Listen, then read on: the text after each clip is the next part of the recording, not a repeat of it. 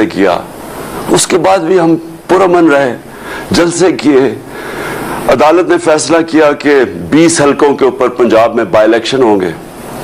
By election में पूरी campaign की और पाकिस्तान की तारीख में कभी इस तरह पब्लिक नहीं निकली। मैं 26 साल से पॉलिटिक्स में हूं, लेकिन मैं 70 साल का हूं और मैं पाकिस्तान के साथ बड़ा हुआ, मैंने कभी पाकिस्तान में से पब्लिक नहीं निकलते देखी। पब्लिक क्यों निकली? नंबर 1, बैरूनी साजिश। पब्लिक को गुस्सा था कि किसकी क्या जरूरत है कि बाहर से हुक्म दे के और हमारे वजीर आजम को हटा के, और क्योंकि वो एक आजाद फॉरेन पॉलिसी बनाता था, गुलामों को ऊपर बैठा दिया।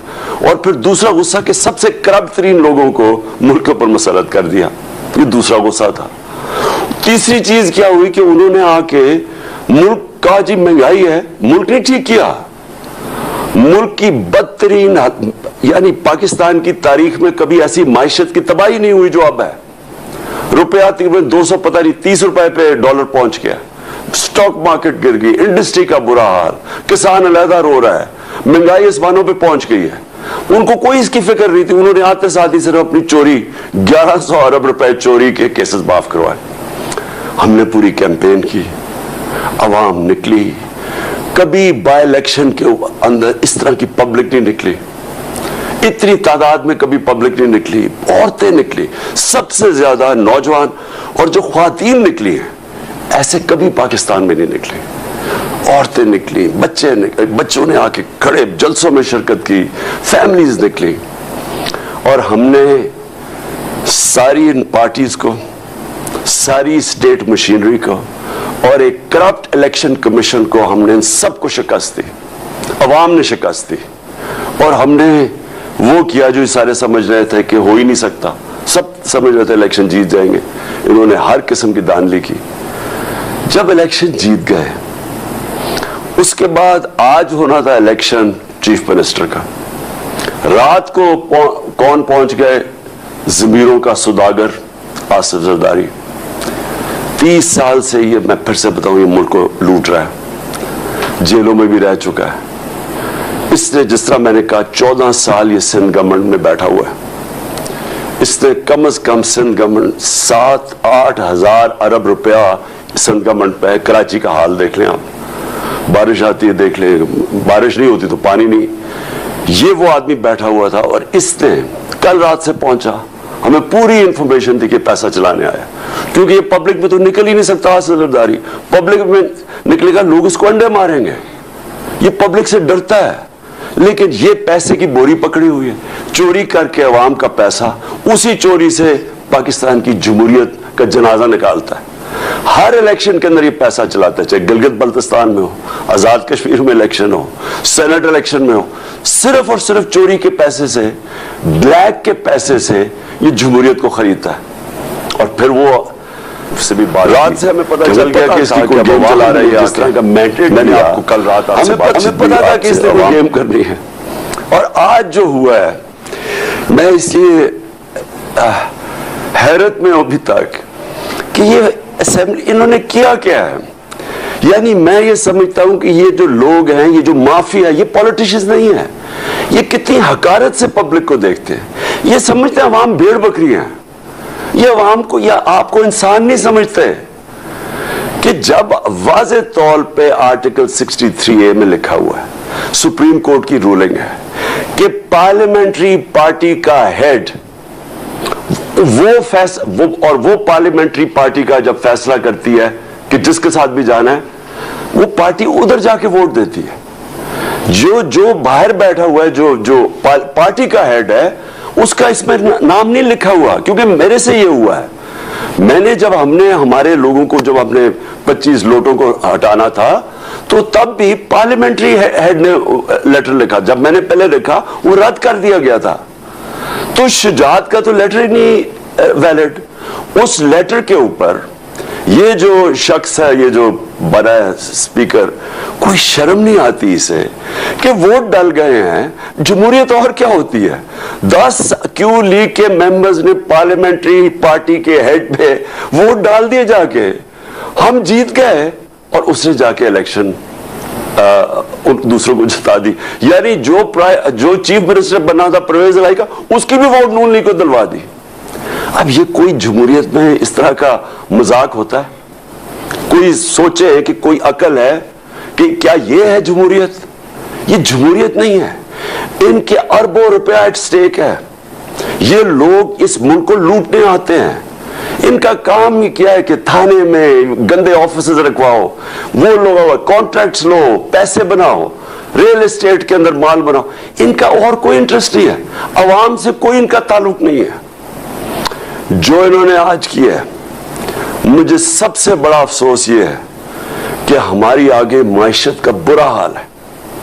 जिस तरह के हमारी जो इकोनॉमी नीचे जा रही है और जो दिन ब दिन ये जो सूरत हाल बनती जा रही है, माशी बुरहान बढ़ता जा रहा है, इससे मजीद और बढ़ेगा। अब यानी ये जो ऊपर बैठ गए हैं, ये क्या, ये लोग मान जाएंगे इसको? और मैं सारी अपनी आप कौम को फिर कह रहा हूं, देखें, मैंने जो अपनी पार्लियामेंट्री डेमोक्रेसी थी बरतानिया में देखी हुई है। मैं 18 साल की उम्र से 20-25 साल उनकी जमहूरियत अंदर से स्टडी की हुई। देखिए, पुरअमन एहतजाज, जब तक आप पुरअमन एहतजाज नहीं करेंगे, मैं कभी नहीं कहता कि कोई कानून अपने हाथ में ले, मैं ये नहीं कहता तोड़ फोड़ करो। आज आप सबको पुरअमन एहतजाज करना चाहिए।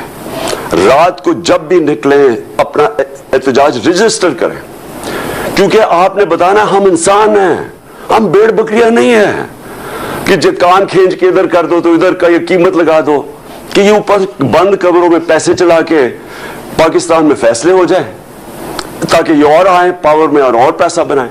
मैं सबको आज कहता हूं कि आज आप अपना एहतजाज रजिस्टर करें। इनको पता चले कि यहां पाकिस्तान की जो कौम है ये जिंदा कौम है। और मैंने जो पिछले 3 महीने में देखा है, मैंने अपनी सारी जिंदगी इस मुल्क में मैं बड़ा हुआ हूं, 26 साल से, जिस तरह मैंने कहा मैं पॉलिटिक्स में, मैंने कभी इस तरह की बेदारी कौम में नहीं देखी, सियासी शऊर अपनी कौम में नहीं देखा जो मैंने इन 3 महीने में देखा। और मैं इसलिए कहता हूं कि आज सारी, मैं नौजवानों को खास तौर पे कह रहा हूं कि आप सबको आज रात अपना एहतजाज रजिस्टर करना चाहिए कि ये जो जुल्म किया और इन्होंने हमारी जमहूरियत और पब्लिक मैंडेट का को ज़िबा किया है, आप सारे अपना रजिस्टर करें प्रोटेस्ट। और मैं आखिर में अपने सुप्रीम कोर्ट को कहता हूं कि देखिए, सारी नजरें अब आपकी तरफ हैं। वाज़ेह है, मैं वकील नहीं हूं, लेकिन जितने भी वकीलों से मैं मिला हूं, उन्होंने जो क्लियरली 63A के अंदर लिखा हुआ है कि पार्लियामेंट्री हेड, जो कि चौधरी शुजात नहीं थे, चौधरी शुजात पार्टी हेड है। और मुझे यह भी अफसोस से कहना पड़ता है कि जब तक, देखिए, जब तक आसिफ जरदारी जैसे आदमी, मैंने 26 साल पहले ये जरदारी और नवाज शरीफ के खिलाफ जहाद शुरू की थी। ये लोगों को जब तक हमारा इंसाफ का निजाम नहीं पकड़ेगा, मैं कहता था कि मैं इनको NRO नहीं दूंगा, मैं क्यों बार बार कहता रहा 3.5 साल, पूरा मेरे ऊपर प्रेशर डाला गया कि इनको NRO दे दो। मैं बार बार क्यों कहता रहा हूं? देखिए, मेरी तो जिंदगी आसान हो जानी थी, NRO दे देता, इन्होंने चुप कर जाना था, क्योंकि आपस में 10 साल इन्होंने हुकूमत तो की है, दोनों ने मुल्क लूटा, महंगाई की, कुछ की, कोई फर्क नहीं पड़ा, दोनों मिलकर खा रहे थे। जब तक पाकिस्तान में ताकतवर डाकुओं को हम कानून के नीचे नहीं लेके आएंगे, मेरे पाकिस्तानियों, इस मुल्क का कोई मुस्तकबिल नहीं है। आप ये ज़हन में से हटा दें कि हम कोई बड़ी कौम बन जाएंगे जब तक सिर्फ छोटे चोर जेल में जाए और बड़े डाकू इस तरह करके रिश्वत दे के लोगों को सबके सामने कौम के खरीदे। याद रखिए, हमारे बच्चे देख रहे हैं इस चीज को। ये कभी भी ये कौम आगे नहीं बढ़ सकती। और मैं बार बार, मुझे वो हदीस याद आती है जो हमारे नबी सल्लल्लाहु अलैहि वसल्लम ने कहा था कि तुम्हारे से पहले बड़ी कौमें तबाह हुई, जिधर सिर्फ छोटे चोर जेल में जाते हैं और बड़े डाकुओं को कानून आपका नहीं पकड़ सकता। ये आपके सामने मिसाल है कि एक पूरी जमहूरियत को पहले इन्होंने गिराया, बाहर की साजिश के साथ पैसा चला के, चोरी का पैसा, आपका पैसा, पहले गवर्नमेंट गिराई, और अब जब गवर्नमेंट बनाने आ रहे हैं फिर पैसा चला दिया उसने गवर्नमेंट के ऊपर, लोगों को खरीद लिया। और अगर हम इन लोगों को नहीं पकड़ेंगे, हम बार बार इनसे डील्स करेंगे, कुछ करेंगे, ये कभी इस मुल्क को आगे नहीं बढ़ने देंगे, क्योंकि इनका मकसद कुछ और है। इनका मकसद पाकिस्तान नहीं, इनके तो पैसे बाहर पड़े हुए हैं। जैसे जैसे रुपया, मैंने कल भी कहा था, जैसे जैसे रुपया गिरता रहेगा इनकी दौलत में इजाफा होता रहेगा। इनके तो डॉलर्स में पैसे पड़े हैं, रुपया गिरेगा डॉलर और तगड़ा हो जाएगा, इनके पास तो और पैसा, इनकी दौलत बढ़ जाएगी। पैसे इनके अरबों डॉलर बाहर पड़ा हुआ है। मैं आज फिर से सबको आज मैं कहता हूं, आज आप सब ने पुरअमन एहतजाज करना है और बताएं कि आप जिंदा कौम है। रजिस्टर करें अपना प्रश्न, मोबाइल फोन पे बताएं कौम बाहर निकली हुई है।